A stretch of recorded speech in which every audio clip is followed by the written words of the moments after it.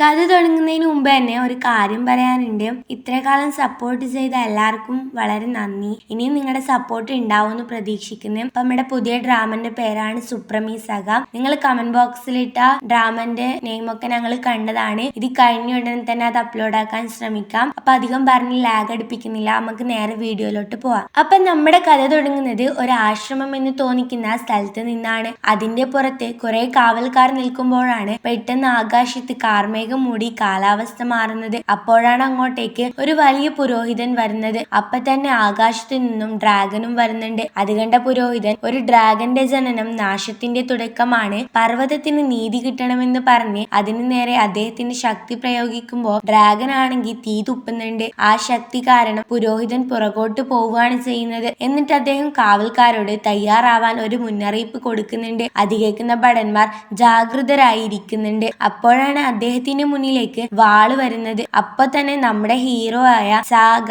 വെള്ളത്തിലൂടെ വരുവാണ് ചെയ്യുന്നത്. അവൻ ഗുരുവെ, അങ്ങേക്ക് സഹായം വേണോന്ന് ആ പണ്ഡിതനോട് ചോദിക്കുന്നുണ്ട്. അത് കേൾക്കുന്ന ഗുരു ആണെങ്കിൽ, നീ എന്നെ കൊല്ലുന്നത് വരെ കാത്തിരിക്കുവോന്ന് ചോദിക്കുന്നുണ്ട്. അപ്പൊ തന്നെ നമ്മുടെ ഹീറോ വെള്ളത്തിൽ വന്നിരിക്കുന്ന പങ്കായത്തിന്റെ ഒരറ്റത്ത് ചവിട്ടി ആ ഗുരുവിന്റെ അടുത്തേക്ക് തുള്ളുന്നു. ശേഷം, എന്നെ സൃഷ്ടിച്ചത് നിങ്ങളല്ലെങ്കിലും സംരക്ഷിച്ചത് നിങ്ങളാണ്, നിങ്ങളെ ഞാൻ വിട്ടുകളയില്ലെന്ന് ചെറിയ ബഹുമാനത്തോടെയാണ് പറയുന്നതെങ്കിലും ആ ഗുരു നിനക്ക് അഹങ്കാരം കൂടുന്നുണ്ടെന്ന് പറഞ്ഞ് നമ്മുടെ ഹീറോയെ പുച്ഛിക്കുന്നുണ്ട്. അപ്പോ ഭടന്മാരും, നിനക്ക് ഡ്രാഗന്റെ ശക്തി അറിയില്ല, അതിന് ഭയങ്കര ശക്തിയാന്ന് പറയുമ്പോൾ നമ്മുടെ ഹീറോ, അങ്ങനെയൊന്നുമില്ല, നിങ്ങൾക്ക് ഈ വാളിന്റെ ശക്തി അറിയാത്തോണ്ടാന്ന് തന്റെ കയ്യിലെ വാള് കാണിച്ചിട്ട് പറയുന്നുണ്ട്. ഇത് കണ്ടാൽ ശത്രുക്കൾ പോലും വിറക്കും, പർവ്വതം രണ്ടായി മുറിക്കാം.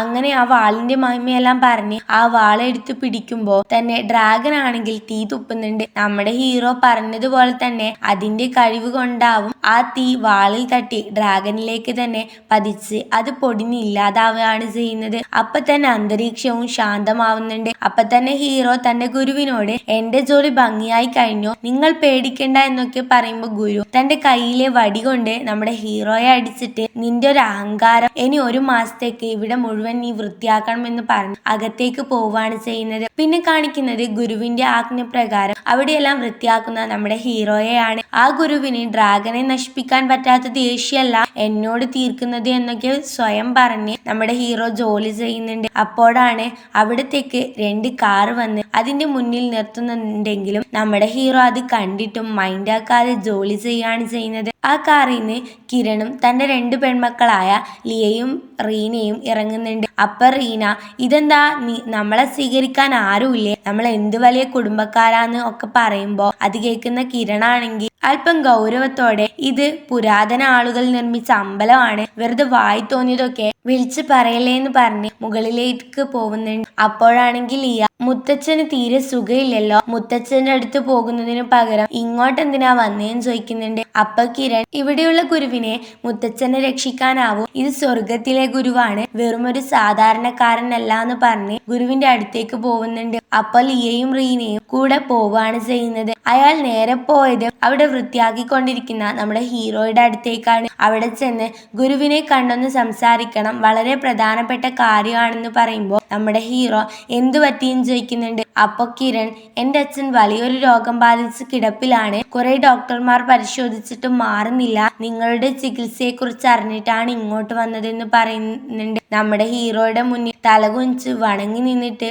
കുറച്ച് ബഹുമാനത്തോടെയാണ് കിരൺ അത് പറഞ്ഞത്. അപ്പോ ലിയയാണെങ്കിൽ, നിങ്ങൾ ചികിത്സക്കാണോ ഇവിടെ വന്നത് എന്ന് അച്ഛനോട് ചോദിക്കുമ്പോൾ മറുഭാഗത്ത് നിന്ന് റീനയും, ഇവർക്ക് അടവുകൾ മാത്രമല്ലേ അറിയൂന്ന് പറയുന്നുണ്ട്. അപ്പൊ നമ്മുടെ ഹീറോയും പുച്ഛത്തോടെ, അസുഖം ബാധിച്ചാൽ നിങ്ങൾ പോകേണ്ടത് ഡോക്ടറിന്റെ അടുത്തല്ലേ. അത് കേൾക്കുന്ന കിരൺ ദേഷ്യത്തോടെ, നിങ്ങൾ എന്താ പറയുന്നേ, ഗുരുവിനെ കുറിച്ച് നിങ്ങൾക്കൊന്നും അറിയില്ല എന്നൊക്കെ കൂടെയുള്ളവരോട് പറയാണ് ചെയ്യുന്നത്. ശേഷം നമ്മുടെ ഹീറോയോട് വളരെ താഴ്മയോടെ, മോനെ ഞാൻ വന്നെന്ന് ഗുരുവിനോട് പറയാൻ പറയുന്നുണ്ട്. അത് കേൾക്കുന്ന നമ്മുടെ ഹീറോയാണെങ്കിൽ, ഗുരുവിന് വേറെ ഒരുപാട് പണിയുണ്ട്, ഞാൻ ഇത് പറയാൻ പോകുന്നില്ല എന്ന് പറയുമ്പോൾ അദ്ദേഹം വളരെ ആദരവോടെ തന്റെ ATM കാർഡ് എടുത്ത് നമ്മുടെ ഹീറോയുടെ കയ്യിൽ കൊടുത്തിട്ട്, ഇതിൽ 5 ലക്ഷം ഉണ്ട്, ഇത് എടുത്തോളൂ എന്ന് പറയുമ്പോൾ ലിയയാണെങ്കിൽ, അച്ഛൻ എന്തിനാ ഇവനോട് കെഞ്ചുന്ന എന്നൊക്കെ ചോദിക്കുന്നുണ്ട്. അപ്പൊ നമ്മുടെ ഹീറോ അദ്ദേഹത്തെ എഴുന്നേൽപ്പിച്ച്, പൈസ എനിക്ക് ആവശ്യമില്ല പറഞ്ഞ് മൗനമായി കുറച്ചു സമയം നിന്നിട്ട്, നിങ്ങളുടെ അച്ഛന്റെ രോഗം ഗുരുതരമാണെന്ന് പറഞ്ഞ് ഒരു ചെറിയ കുപ്പി മരുന്ന് കൊടുത്തിട്ട് ഇത് നിങ്ങളുടെ അച്ഛന് കൊടുക്കാൻ പറയുന്നുണ്ട്. അത് വാങ്ങിയ കിരൺ അത് തിരിച്ചും മറിച്ചും നോക്കിയിട്ട്